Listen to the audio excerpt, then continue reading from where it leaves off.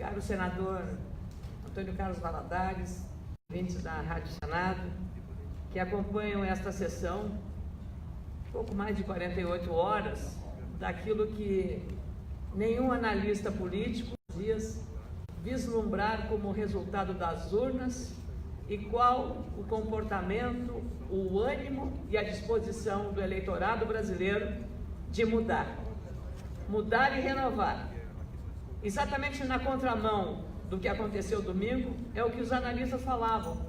Não haveria renovação porque o fundo partidário, financiamento público de campanha, determinaria a manutenção dos parlamentares já presentes no Congresso, alteração na composição congressual, seja na Câmara, seja aqui no Senado Federal. Até porque os deputados federais, os deputados estaduais, melhor dizendo, não tiveram acesso a essa financiamento público de campanha que foi aos comandantes e aos líderes partidários.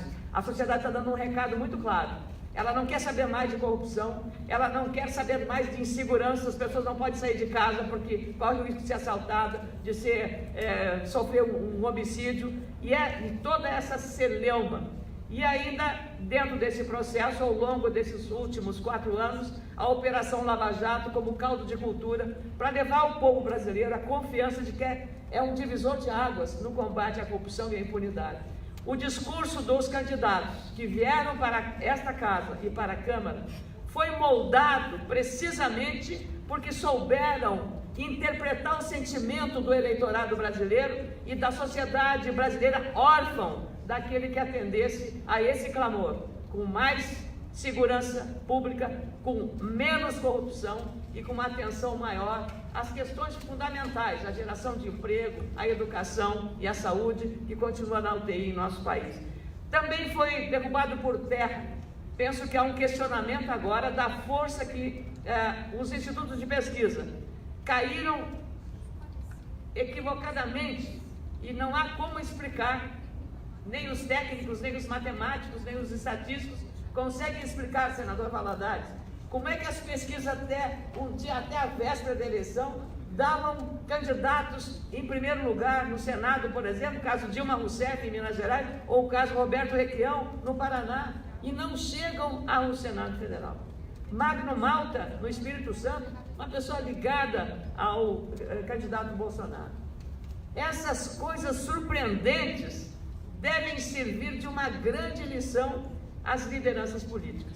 Então é preciso entender este sentimento da população. Mais ainda, um sentimento que foi ativado por um protagonismo extraordinário das redes sociais. As redes sociais tiveram o papel do financiamento público de campanha, porque na rede social é gratuito, um ativismo extraordinário dos candidatos que souberam usar esta ferramenta para o bem. Alguns usaram para o mal. E aí vem um detalhe. Então, eu que sou uma ativista das redes sociais orgânicas, só para ter uma ideia da força e da reação da rede social, bastou ontem eu ter afirmado que no meu estado do Rio Grande do Sul, o gaúcho não aceita neutralidade. Os gaúchos não aceitam neutralidade. E numa hora de decisão para o país, os gaúchos querem lado. E eu não tinha outra alternativa, fiz conscientemente, porque não poderia de maneira alguma, ficar do lado de quem destruiu o país em 12 anos de governo e retornar a esse mesmo projeto de poder, não um projeto de país, voltar colocando em risco a Lava Jato, colocando em risco aqueles valores e aqueles princípios que a sociedade tanto cultivou para chegar nessa eleição e dar o recado para as lideranças da esquerda brasileira, que não souberam explorar ou que fizeram isso de maneira desonesta, em certa medida, porque prometiam uma coisa e não ofereceram aquilo que prometiam em relação à ética na prática política. Por isso, há um ex-presidente lamentavelmente preso em Curitiba. Então, isso é o preço que estamos agora pagando, mas dado não por uma condução de projeto político nascido nesta casa, mas nascido nas urnas de maneira mais democrática possível, que foi o anseio da população trazer para o conhecimento do mundo qual é o que o brasileiro quer, o que as brasileiras querem. E esse recado vai na direção de que, na República recente do nosso país, pós-88, a Constituição de 88, 30 anos comemorados recentemente, o que mostrou? talvez pela primeira vez, uma clara definição ideológica do eleitorado, em contrapartida às questões fisiológicas, aquela que troca um voto por um interesse qualquer e que desmascarou, destruiu, implodiu esse sistema de toma lá da cá, também na relação entre o eleitor e o agente público, candidato a deputado estadual, federal, senador ou governador. Então esses recados todos vieram para reafirmar a relevância das redes sociais. E aí um outro fenômeno.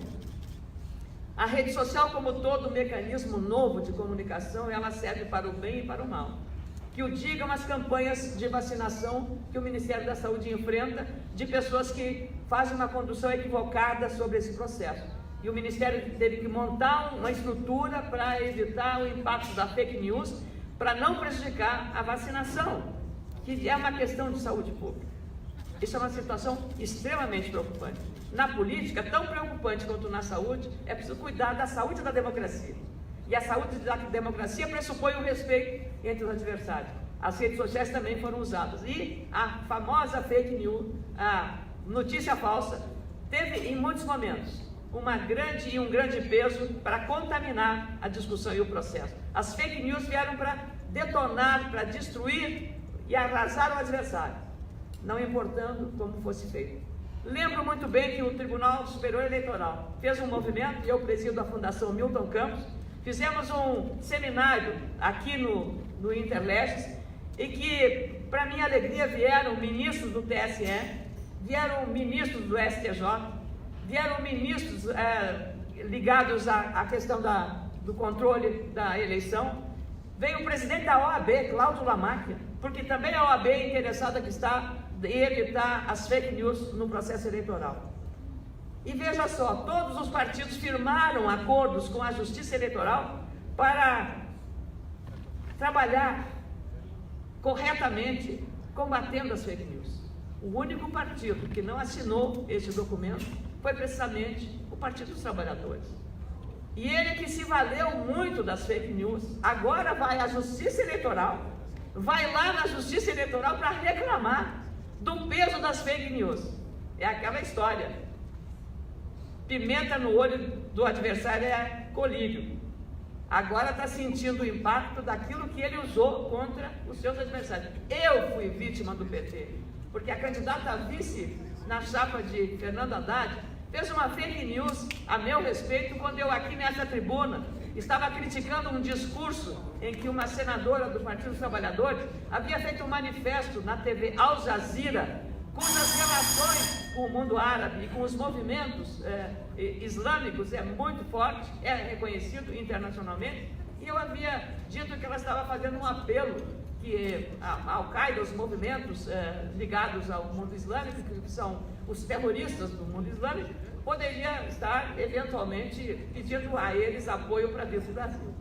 Fiz uma analogia que politicamente é aceitável numa hora de embate como esse, mas ela tratou de fazer disso uma fake news que eu havia confundido todas as coisas. E é exatamente aquilo que eles fazem. Eles agora não estão sentindo o preço e o peso desse veneno que eles também aplicaram contra os seus adversários. Então, o peso das fake news, caros colegas senadores, senador Mário Mota, senador Valadares, senador Lazier Martins, todos eles agora estão sentindo. E é preciso uma vigilância, claro, do eleitorado para saber separar o joio do trigo. E é exatamente, eu queria... É preciso separar o joio do trigo nessa questão relacionada às fake news, às notícias falsas, das verdadeiras informações que o eleitorado precisa receber através das redes sociais. Bastou que eu dissesse ontem, senadores, que o Rio Grande do Sul não aceita neutralidade e que eu precisava tomar partido.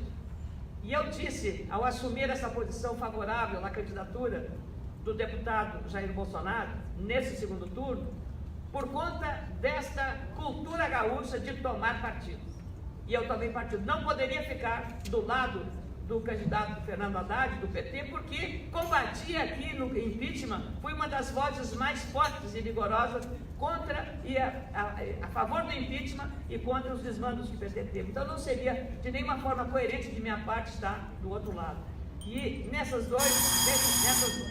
24 horas, eu tive um aumento nas minhas redes sociais, em Facebook, Instagram e Twitter, extraordinário, porque é exatamente a participação do eleitorado neste processo que nós vamos enfrentar. Então eu quero agradecer aos meus seguidores das redes sociais, agradecer muito neste embate e, sobretudo, aqui tratar de dizer que foi uma honra muito grande o desafio que eu enfrentei, senador Valadares, e pediria, por gentileza de Vossa Excelência, um minutinho a mais aqui, não é uma sessão de deliberativa, um tempo a mais para apenas concluir o meu raciocínio, senador Valadares.